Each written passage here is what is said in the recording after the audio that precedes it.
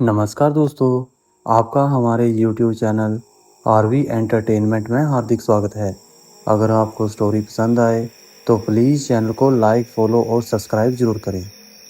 यह सब देखकर सम्राट और रीवा एक पल के लिए तो डर ही जाते हैं, लेकिन फिर सोचते हैं मौसम है, मौसम का क्या है। एक पल में धूप खुल जाती है और दूसरे पल तेज बारिश होने लगती है। रीवा सम्राट से पूछता है, क्या है सम्राट उस किताब में? चलो चलकर देखते हैं। लेकिन तब तक सम्राट की माँ और दादाजी खेत से वापस आ जाते हैं। सम्राट जल्दी से बॉक्स और किताब को छुपा देता है, लेकिन उसको रखते हुए कुछ किताबें जमीन पर गिर जाती हैं, जिसकी आवाज़ बाहर तक जाती है। मालती बाहर से ही पूछती है, क्या हुआ सम्राट? कुछ नहीं माँ, वो मैं सफाई कर रहा था। और मालती बाहर ही कुछ काम करने लगती है। सम्राट जल्दी से सारी किताबें अच्छे से रख देता है। रीवा और सम्राट दोनों बाहर आ जाते हैं। सम्राट अपनी माँ से कहता है, माँ थोड़ी देर पहले देखो कितने काले बादल आ गए थे और तेज हवाएं भी चल रही थी। पर मालती सम्राट को देखते हुए उससे कहती है, क्या कह रहे हो बेटा?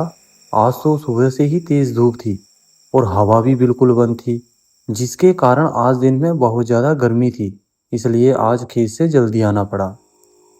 यह बात सुनकर रीवा और सम्राट एकदम आश्चर्यचकित रह गए और सोचने लगते हैं, फिर वह क्या था जो हमने थोड़ी देर पहले देखा था? क्या वह हमारा वहम था? दोनों आपस में धीरे धीरे बातें कर रहे थे। तभी सम्राट की माँ बोल पड़ती है, क्या बातें कर रहे हो तुम दोनों इतने धीरे धीरे? कुछ नहीं माँ, सम्राट बोलता है। रीवा सम्राट से पूछता है, सम्राट तुमने उस किताब में क्या देखा था? तब थोड़ा धीमी आवाज़ में सम्राट रीवा से कहता है, रीवा उसमें एक चित्र था। कैसा चित्र था सम्राट? रीवा एकदम उत्साहित होकर पूछता है। सम्राट कहता है, शायद कोई जंगल का चित्र था और उसमें एक खूबसूरत स्त्री भी दिख रही थी, मानो कोई स्वर्ग की अप्सरा हो। रीवा फिर से पूछता है, और क्या देखा? सम्राट रीवा की ओर देखते हुए कहता है, इससे पहले मैं कुछ और देखता। गड़गड़ने की आवाज़ सुनी और मैंने किताब बंद कर दी। रीवा जल्द से जल्द उस किताब को देखना चाहता था, पर सबके रहते हुए देख भी नहीं सकता था। तब तक रीवा की माँ उसे ढूंढते ढूंढते यहाँ आ रही थी। रीवा अपनी माँ को आता देख डर जाता है, क्योंकि वह सुबह से घर नहीं गया और अब शाम हो चुकी थी।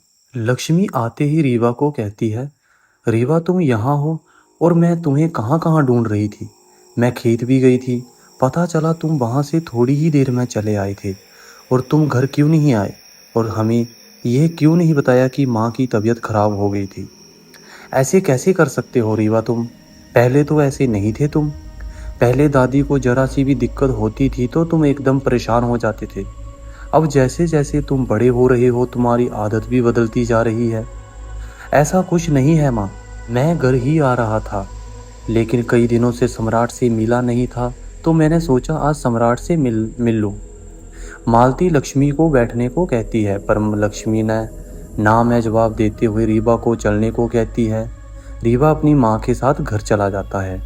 रीवा अपनी माँ से कहता है, माँ मुझे खाना दो, मुझे भूख लगी है। लक्ष्मी सबके लिए खाना परोसती है। सब साथ बैठकर खाना खाते हैं और सब सोने चले जाते हैं। रीवा भी अपने खाट पर लेट जाता है, पर वह सिर्फ उस बॉक्स और उस किताब के बारे में सोच रहा था। सम्राट ने कहा था कि उस किताब में जंगल का चित्र था। क्या ये जहाँ वही जंगल है जो नदी के उस पार है? अगर उस किताब में वही जंगल का चित्र है तो वहां जाने का रास्ता भी उस किताब में जरूर होगा, जिससे मैं वहां जाकर अपने भाई और पिता को वापस ला सकता हूँ। उधर बलवंत कमला से पूछते हैं कि कमला क्या हुआ था जो तुम गिर गई थी? क्या हुआ था तुम्हें? पर कमला चुपचाप थी, जैसे कि वह कुछ बताना ही नहीं चाहती हो। पर बलवंत के बार बार पूछने पर कमला कहती है कि रीवा अपने पिता के बारे में पूछ रहा था, पर इससे पहले तो रीवा ने कभी भी ऐसी बात नहीं की थी। शायद उस रात की बातें रीवा ने सुन ली हो, जिससे उसे यह पता चल गया हो कि उसके पिता की मृत्यु नहीं हुई है, बल्कि वह अपने रुद्रांग को ढूंढने उस जंगल में गए हैं। रीवा एक रात मुझसे पूछ रहा था, क्या दादी जी, जो गांव की नदी है, क्या उस पार जाने का कोई रास्ता है? पर मैंने उसकी बातों पर ज़्यादा ध्यान नहीं दिया था। कहीं वह उस जंगल में जाने की तो नहीं सोच रहा है। जब से वह तूफान आया है तब से मैं देख रही हूँ उसके अंदर एक अजीब सा बदलाव हुआ है। आज देखो मेरी इतनी तबीयत खराब हो गई थी, पर ना तो मेरे पास खेत में रुका और ना ही शाम को उसने कुछ पूछा और चुपचाप सोने चला गया। पहले मुझे एक खांसी भी होती थी, वह परेशान हो जाता था और दिन भर मेरे पास ही रहता था। कुछ तो है जो रीवा के दिमाग में चल रहा है। बलवंत कमला को समझाते हुए कहता है कि रीवा अभी 15 से 20 साल का बच्चा है, तो हो सकता है कि वह सब बातों को समझ रहा हो। तुम परेशान मत हो, मैं उसे समझा दूंगा। रात बीती और सुबह हो गई। रीवा आज देर तक सोया हुआ था। उसकी माँ बार बार आवाज लगा रही थी, रीवा बेटा उठ जाओ, सूरज देखो कितना ऊपर आ गया है। तुम्हारे दादा दादी पूजा कर चुके हैं, अब तो उठ जाओ रीवा। ना जाने रीवा किन सपनों में खोआ हुआ था, वह उठने का नाम ही नहीं ले रहा था। बलवंत रीवा के पास आकर उसे उठाते हैं। बेटा देखो कितनी देर हो गई है, आज खेत नहीं जाना क्या? तभी लक्ष्मी अंदर से बोलती है, पिताजी उसे आज घर पर ही रहने दो, आज मैं खेत चलती हूँ। माँ की तबीयत भी ठीक नहीं है, वो कैसे काम करेंगे। ठीक है बहू, फिर जल्दी से घर का काम पूरा कर लो, फिर चलते हैं। लक्ष्मी फिर रीवा को आवाज लगाती है, बेटा जल्दी उठकर खाना खा लो, नहीं तो हम सब खेत जा रहे हैं। रीवा अपनी आंखों को धीरे धीरे खोलता है। सूरज काफी ऊपर आ चुका था। आज उसके चेहरे पर एक अजीब सी मुस्कुराहट थी। उसके दादाजी उसे देखकर कहते हैं, क्या बात है रीवा, आज उठते ही खुशी की लहर तुम्हारे चेहरे पर झलक रही है, कोई अच्छा सपना देखा क्या? नहीं दादाजी, ऐसी कोई बात नहीं है, बस ऐसे ही। अच्छा जल्दी से नहा लो, फिर सब बैठकर खाना खाते हैं। जी दादाजी। रीवा उठकर बाहर नहाने चला गया। वह अपने सपने के बारे में सोच रहा था।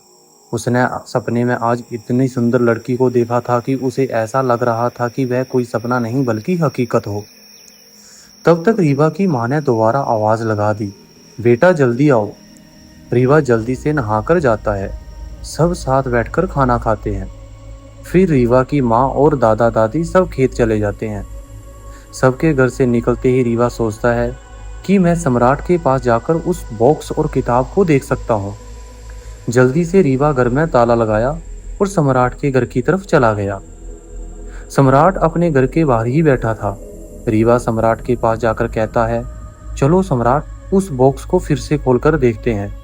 सम्राट धीरे से कहता है, अभी माँ घर पर ही है। क्यों, आज चाची अभी खेत नहीं गए क्या? रीवा भी ये बात सम्राट से धीमी आवाज में कहता है। सम्राट अपने घर के अंदर देखते हुए रीवा से कहता है, नहीं, अभी वो कुछ काम कर रहे हैं, फिर हम बॉक्स और किताब को कैसे देखेंगे? रीवा ने ये फिर सम्राट से कहा। सम्राट कहता है, मैं भी तो माँ के जाने का इंतजार कर रहा हूँ, लेकिन वो अभी गई ही नहीं। रीवा फिर धीरे से कहता है, चलो हम नदी के पास वाले पीपल के पेड़ के पास चलते हैं, वहां कोई आएगा नहीं। तब सम्राट चुपके से बॉक्स और किताब को घर के बाहर ले आता है। दोनों उस बॉक्स और किताब को लेकर नदी के पास वाले पीपल के पेड़ के पास आ जाते हैं। वहां कोई आता जाता नहीं था। दोनों उस पेड़ के चबूतरे पर बैठकर अपना अपना बॉक्स खोलने लगे। दोनों एकदम से चौंकते हुए बोलते हैं, अरे ये क्या हुआ? कल तो हमने इन बॉक्स को खोलने की कितनी कोशिश की थी, पर नहीं खुले थे, और आज इतनी आसानी से कैसे खुल गए?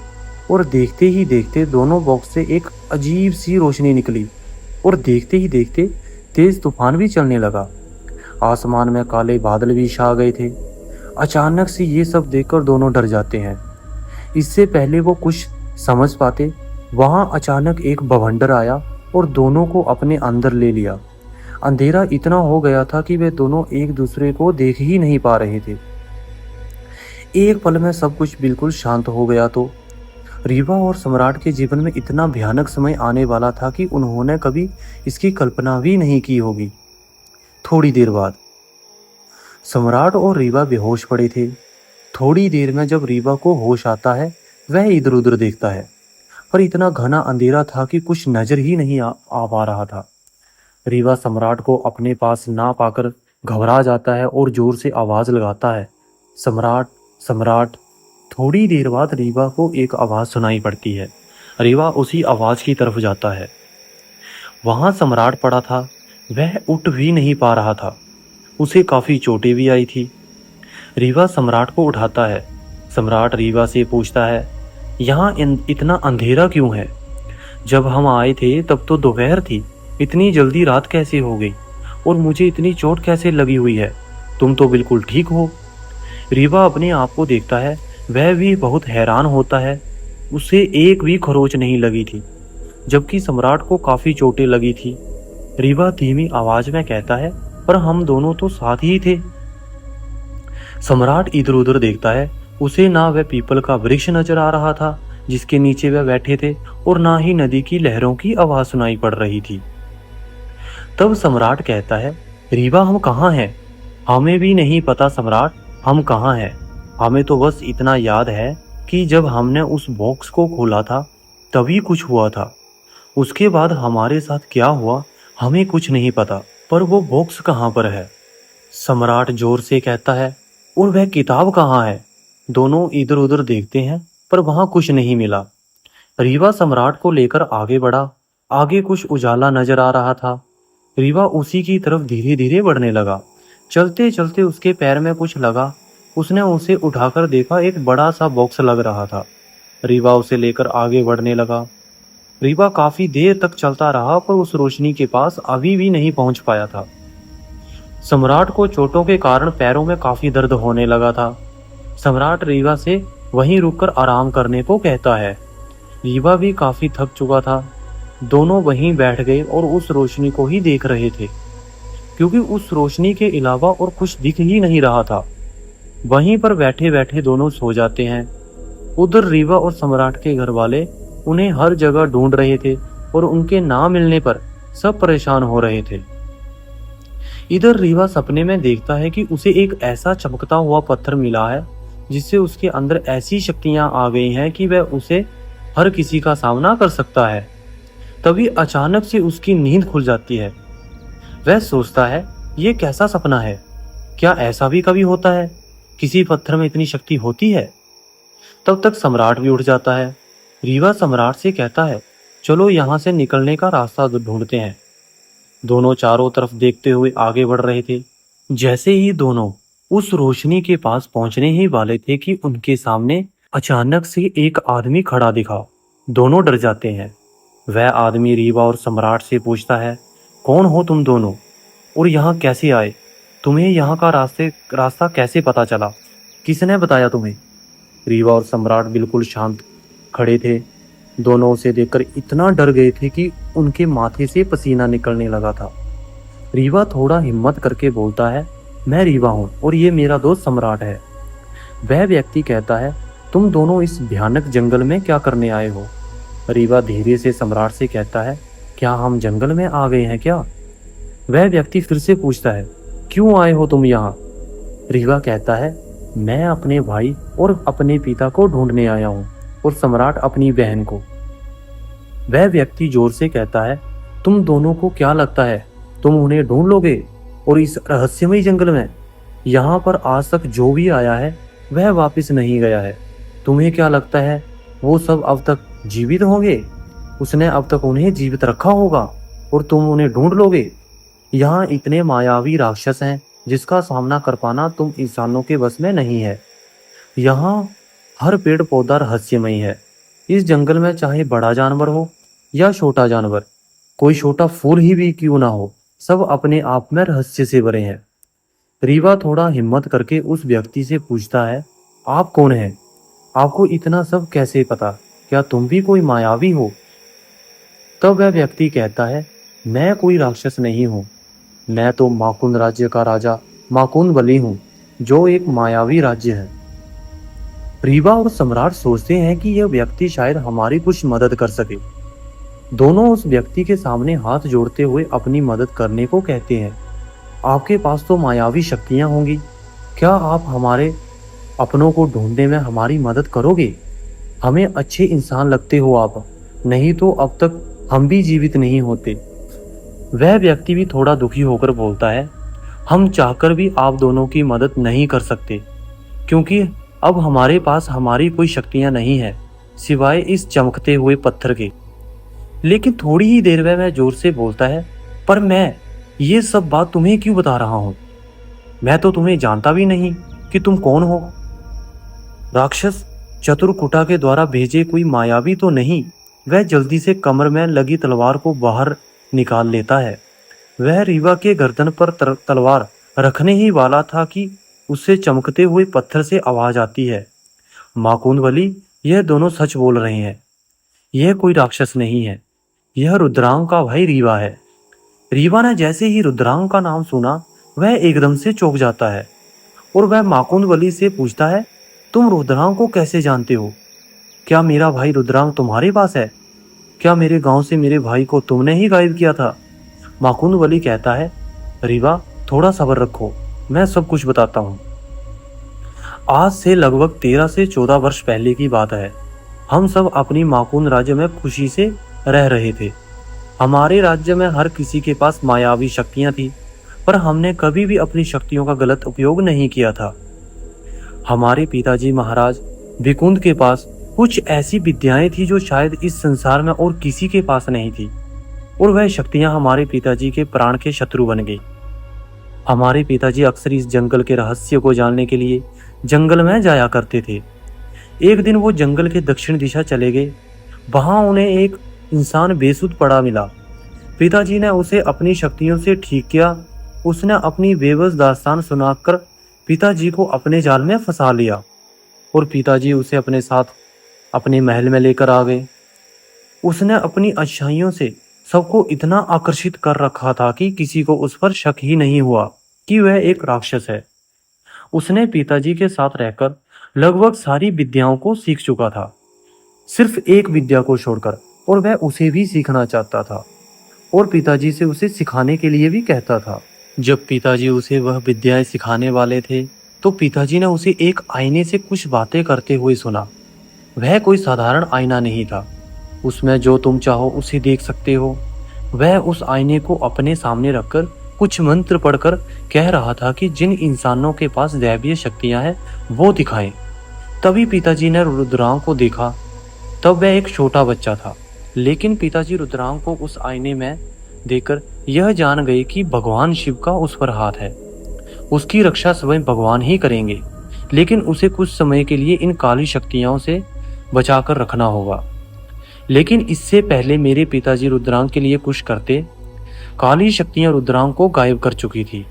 उसके बारे में इतना सब कुछ जानने के बाद भी मेरे पिताजी उसके सामने अनजान बन रहे थे, ताकि वह हम सबको सुरक्षित स्थान तक पहुंचा सके, क्योंकि उसके पास ऐसी राक्षसी शक्तियां थी जिनका सामना हम नहीं कर सकते थे। बहुत जल्द से जल्द उस विद्या को सीखना चाहता था, इसलिए वह पिताजी के सामने अपनी अच्छाइयां दिखाया करता था, ताकि पिताजी उससे खुश होकर उसे वह विद्या सिखा दें। तभी रीवा माँ कुंडवली से पूछता है, माँ कुंडवली जी, आपने अभी कहा कि आपके पिताजी के पास बहुत शक्तियां थी, तो फिर वो उस राक्षस को कैसे पहचान नहीं सके और उसके बारे में सब कुछ जानकर भी अनजान क्यों बने रहे? उसे खत्म क्यों नहीं किया? माँ कुंडवली ने कहा, हमारे पिताजी उसका अंत तो कर सकते थे, पर उसकी काली शक्तियों का नहीं, जो चारों तरफ फैल चुकी थी। वह सिर्फ पिताजी से अमर विद्या पाकर संसार पर अपना आधिपत्य जताना चाहता था। उसने अपनी काली शक्तियों से ऐसे हजारों राक्षसों को जन्म दे चुका था जो हमारे राज्य को एक पल में खत्म कर सकते थे, जो कि हमारे पिताजी बिल्कुल नहीं चाहते थे। हम सब ने बहुत कोशिश की उसे बाहर निकालने की, पर हमारी शक्तियां व्यर्थ हो गई। तब हमारे पिताजी ने कहा था कि इन काली शक्तियों का अंत तो कोई दैवी शक्ति ही कर सकती है। धीरे धीरे उसे हम पर शक होने लगा था कि हम उसके बारे में जान गए हैं। तब उसने पिताजी से अमर विद्या सीखने को कहा, पर पिताजी ने उसे यह कहकर मना कर दिया कि हम किसी राक्षस को यह विद्या नहीं सिखाते। तो उसने पिताजी के सामने बहुत हाथ पैर जोड़े कि मैं कोई राक्षस नहीं हूँ, मैं तो एक भला इंसान हूँ और आपका सेवक भी तो हूँ। मुझसे कोई गलती हो गई है क्या? पर पिताजी ने उसकी एक बात नहीं सुनी। तब उसने गुस्से में आकर अपना असली रूप दिखाया और उसने अपनी काली शक्तियों से वहां के सभी लोगों को राक्षस बना दिया। यहाँ तक कि उसने हमारी बेटी रुद्रांगनी को भी उसने राक्षस बना दिया। और उसने अपनी काली शक्तियों से सारे मुकुंद राज्य को तबाह कर दिया और वहां के सभी लोग उसके राक्षस बन गए थे। हमारे पिताजी के द्वारा उसे सिखाई गई शक्तियां हम सब पर ही भारी पड़ रही थी। तब हमारे पिताजी ने अपनी शक्तियों से हमें इस अदृश्य गुफा में भेज दिया था। तभी पिताजी कहा था कि इसकी काली शक्तियों को कोई दैवीय शक्ति ही खत्म कर सकती है और वह शक्ति रुद्रांग के पास है। तब से हम रुद्रांग को ढूंढ रहे हैं। रीवा माकुंदवली से पूछता है, क्या आप अकेले यहाँ रहते हो? माकुंदवली ने कहा, नहीं, हमारे साथ हमारी पत्नी और हमारी छोटी बेटी है और हमारा एक रक्षक करविंगा भी हमारे साथ है। रीवा इधर उधर देखते हुए कहता है, पर यहाँ तो कोई दिखाई नहीं दे रहा है। तब माकुंदवली उस चमकते हुए पत्थर के पास गया और वहां रखे एक दूसरे पत्थर को 3 बार दाहिनी तरफ घुमाया। तभी वहां एक रास्ता दिखा। माकुंदवली ने रीवा और सम्राट को अंदर बुलाया। रीवा और सम्राट अंदर का दृश्य देखकर एकदम आश्चर्यचकित रह गए। इतने घने अंधेरे के बाद इतना सुंदर दृश्य देखने को मिलेगा हमने कभी सोचा भी नहीं था। वहां एक बहुत ही सुंदर महल था और उसके चारों तरफ इतनी सुंदरता थी कि वहां का यह दृश्य किसी का भी मन मोह ले। पूरा महल सोने सा चमक रहा था और उस महल के ऊपर एक बहुत ही सुंदर लड़की खड़ी थी जिसकी उम्र लगभग 16 वर्ष की होगी। दूध सा गोरा रंग, सुनहरे बाल, नीली झील सी आंखें, जैसे वह कोई परी हो। रीवा और सम्राट उसे एकटक देखते जा रहे थे। तभी माकुंदवली ने कहा, ये मेरी बेटी है। तब माकुंदवली रीवा और सम्राट को अंदर ले जाकर सबसे परिचय कराता है। रीवा मन ही मन सोच रहा था कि ये सब सच है या फिर कोई सपना, क्योंकि उसने पहले कभी इतनी सुंदर जगह देखी ही नहीं थी। सब साथ बैठकर बातें कर रहे थे। थोड़ी देर बाद माकुंदवली से रीवा पूछता है, माकुंदवली जी, हम अपने भाई को कैसे ढूंढेंगे? माकुंदवली कहता है, हम रुद्रांग को दृश्यम आईने में देखकर उसका पता लगा सकते हैं कि वो कहाँ है। तब रीवा थोड़ी तेज आवाज में बोलता है, तो फिर आपने आज तक उसे दृश्यम आईने में क्यों नहीं देखा? माकुंदवली कहता है, अगर वह दृश्यम आईना हमारे पास होता तो हम जरूर देखते रुद्रांग कहाँ है और हम अपने पिता और अपनी बेटी को उस राक्षस से मुक्त करा लेते। रीवा थोड़ा गुस्से में बोलता है, कहाँ मिलेगा ये दृश्यम आईना? हम उसे लेकर आएंगे। माकुंदवली कहता है, पहले तो वह दृश्यम आईना हमारे माकुंद राज्य के हमारे महल के तहखाने में था। पिताजी उसे छुपा कर रखते थे ताकि वह किसी गलत हाथों में ना पड़े, क्योंकि वह एक चमत्कारी आईना था। शायद आज भी वो वही हो। हमने कई बार उसे ढूंढने की कोशिश की पर हम उसे नहीं ढूंढ सके। रीवा कहता है, चलो हम उस दृश्यम आईने को ढूंढने चलते हैं ताकि हम अपने भाई से जल्दी मिल सके और हमें अपने पिताजी को भी ढूंढना है। तब माकुंदवली ने कहा, हम कल सूरज निकलते ही चलेंगे, लेकिन उससे पहले तुम्हें शिव रक्षा मणि लाना होगा जिससे तुम उन राक्षसों से अपने आप को बचा सकोगे। कहाँ मिलेगी वो रक्षा मणि? रीवा माकुंदवली से कहता है। माकुंदवली कहता है, वह शिव रक्षा मणि इतनी आसानी से नहीं मिलती, उसको पाने में तुम्हारे प्राण भी जा सकते हैं। रीवा बड़े जोश में बोलता है, मैं उस रक्षा मणि को लेने जरूर जाऊंगा, चाहे उसमें मेरे प्राण ही क्यों ना चले जाए। और सुबह उस चमत्कारी पत्थर की मदद से उस गुफा से सब बाहर आ जाते हैं। रीवा बाहर आकर चारों तरफ देखता है। उसे वह गुफा कहीं नजर नहीं आ रही थी जिससे वह अभी बाहर आया था। बस चारों तरफ सिर्फ घने पेड़ ही नजर आ रहे थे। पेड़ इतने घने थे कि सूरज की रोशनी भी नीचे नहीं आ पा रही थी। फिर रीवा माकुंदवली से पूछता है, माकुंदवली जी, वो गुफा तो कहीं नजर ही नहीं आ रही, अभी तो हम सब बाहर आए हैं। माकुंदवली कहता है, रीवा, यह एक अदृश्य गुफा है, यह बाहर से नजर नहीं आती, इसलिए तो हम आज तक सुरक्षित हैं। चलो जल्दी चलते हैं ताकि हम समय से वहां पहुंच सके, क्योंकि सूरज ढलने के बाद वह रक्षा मणि पाना बहुत मुश्किल हो जाएगा। सब वहां से चल देते हैं। अपनी मंजिल की तरफ बढ़ ही रहे थे कि तभी अचानक से सम्राट गायब हो जाता है। रीवा थोड़ा आगे माकुंदवली के साथ था और सम्राट माकुंदवली के रक्षक करविंगा के साथ था।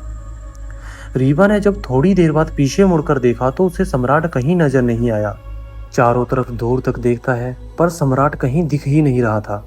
तब रीवा माकुंदवली से कहता है, माकुंदवली जी, सम्राट कहीं नजर नहीं आ रहा। अभी थोड़ी देर पहले तो हमारे पीछे ही था, और तुम्हारा रक्षक करविंगा कहीं नजर नहीं आ रहा है। कहीं उन्हें कुछ हो तो नहीं आ गया। रीवा जोर जोर से आवाज लगाता है, सम्राट सम्राट, पर कोई जवाब नहीं आता। काफी देर तक रीवा इधर उधर सम्राट को ढूंढता है, पर उसे सम्राट नहीं मिलता। तब माकुंद वली कहता है, रीवा अब जल्दी चलो, हमें वहां सूरज ढलने से पहले पहुंचना होगा, नहीं तो रक्षामणि पाना मुश्किल हो जाएगा। सम्राट को हम बाद में ढूंढ लेंगे, और करविंगा भी तो उसके साथ है, उसे कुछ नहीं होगा। पर रीवा सम्राट को ढूंढने की जिद करता है, और कहता है कि मैं सम्राट के बिना नहीं जाऊंगा, वह पता नहीं किस मुसीबत में हो। तो चलो पहले हम उसे ढूंढते हैं, कहीं किसी राक्षस ने उसे पकड़ लिया तो। माखुन वली काफी तेज आवाज में बोलता है, उसके चेहरे का भाव भी कुछ बदला हुआ था। वह रीवा से कहता है, रीवा तुम्हें अपने पिता और भाई को ढूंढना है या नहीं? रीवा एक पल के लिए डर ही जाता है। उसे ऐसा लगा कि यह माकुंद वली की आवाज नहीं बल्कि कोई राक्षस की आवाज हो। लेकिन दूसरे ही पल माकुंद वली बड़े नम्रता से साथ रीवा से कहता है, रीवा चलो पहले उस रक्षामणि को ले आते हैं, क्योंकि सूरज ढलने के बाद राक्षसों की शक्तियां 4 गुना बढ़ जाती हैं। अगर हमारे पास रक्षामणि होगी तो हम सम्राट को आसानी से ढूंढ लेंगे। रीवा का मन तो नहीं था सम्राट के बिना यहाँ से जाने का, पर माकुंद वली के कहने पर वह चल देता है। माकुंद वली आगे आगे चल रहा था, रीवा उसके पीछे पीछे। रीवा ने माकुंद वली के कहने पर चल तो दिया था, पर वह सिर्फ सम्राट के बारे में ही सोच रहा था। माकुंद वली उससे कुछ तो कह रहा था, पर रीवा के ऊपर तो जैसे कुछ असर ही नहीं हो रहा था। काफी देर चलने के बाद माकुंद वली रुका, उसके पीछे रीवा भी रुक गया। वहां 2 पेड़ बड़े ही अजीब थे। आखिर माकुंद वली अजीब से पेड़ के पास ही क्यों रुका? क्या उन पेड़ों का संबंध रक्षामणि से था? क्या रीवा रक्षामणि को वापस लेकर आ पाएगा? जानने के लिए जुड़े रहें हमारे YouTube चैनल के साथ। अगर आपने हमारे चैनल को सब्सक्राइब नहीं किया है तो प्लीज़ चैनल को लाइक, फॉलो और सब्सक्राइब जरूर करें। धन्यवाद।